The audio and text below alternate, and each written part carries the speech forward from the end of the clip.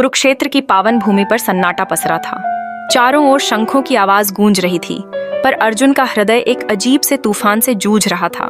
रथ पर खड़े होकर उसने अपने सामने देखा दुर्योधन, भीष्म पितामह, गुरु द्रोणाचार्य, कृपाचार्य, अपने भाई बंधु, मामा, चाचा सब सामने खड़े थे, तलवारें खींचे, युद्ध को तैयार।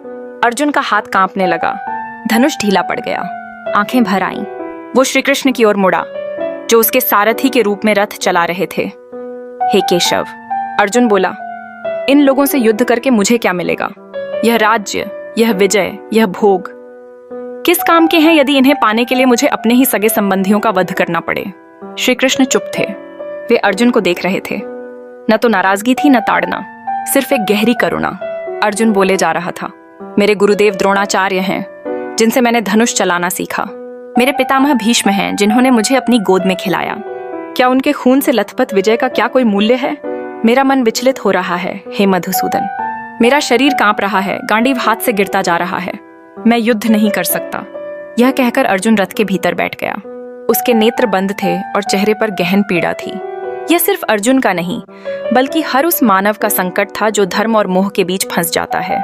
श्री कृष्ण कुछ क्षणों तक मौन रहे, फिर उन्होंने मुस्कुराकर अर्जुन की ओर देखा और बोले, अर्जुन, क्या तू स्वयं को एक क्षत्रिय कहता है? युद्ध भूमि में खड़े होकर तू मोह में पड़ गया है। ये बातें तुझे शोभा नहीं देती। अर्जुन आश्चर्यचकित होकर श्री कृष्ण को देखने लगा। यह स्वर कोई साधारण मनुष्य का नहीं था। उसमें एक अलौकिक शक्ति थी, एक अमर सत्य था जो अर्जुन के भीतर प्रवेश कर रहा था। परंतु हे माधव, अर्जुन ने फिर कहा, मैं कैसे समझूं कि यह धर्म है? क्या अपने ही लोगों को मारना भी धर्म हो सकता है? श्री कृष्ण ने गंभीर स्वर में उत्तर दिया, धर्म केवल रिश्तों का नाम नहीं है अर्जुन। धर्म वह है जो सत्य है, जो न्याय के लिए हो। जब अधर्म अपने चरम पर हो, तब युद्ध करना भी धर्म होता है।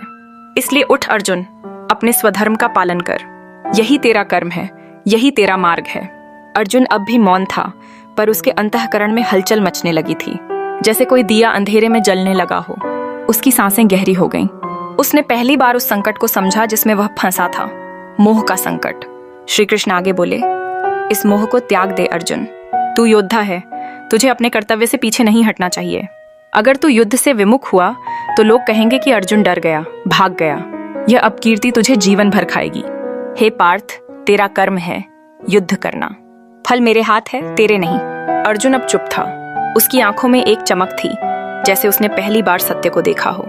श्री कृष्ण की वाणी ने उसके भीतर एक नई चेतना जगा दी थी। रथ वहीं खड़ा था, पर अब अर्जुन भीतर से बदलने लगा था।